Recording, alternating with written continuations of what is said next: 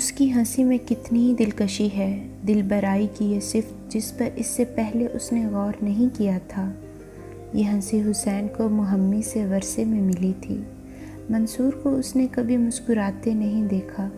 عجیب طرح کی نیاز مندی سے گھلتا اور پگھلتا ہوا وہ سراپا، سنجیدہ، خدا پرست، غمناکی کا بوجھ اٹھائے ہوئے، نئے مذہب کی روح کو پکڑنے کی کوشش میں تھکا ہوا آتش پرست، جو گئے وقتوں کی تلافی کی خاطر اپنی جان کو اذیتیں دیتا تھا، نیکی، خوشی اور حسن کو سمجھ کے پردوں میں چھپانا جانتا تھا اور اس لیے ان سے ورے رہتا تھا۔ اپنی عبادات کی طاقت سے ان مسائل کو حل کرنا چاہتا تھا جن کو صرف فضل ربانی سے پایا جا سکتا ہے۔ پتہ نہیں اسے کیوں یہ معلوم نہیں تھا کہ نیکی اپنے لیے کی جائے تو خود غرضی، دوسروں کے لیے کی جائے تو خدمت خلق، اور خدا کی خوشنودی کے لیے کی جائے تو کبھی کبھار ریاکاری کہلاتی ہے۔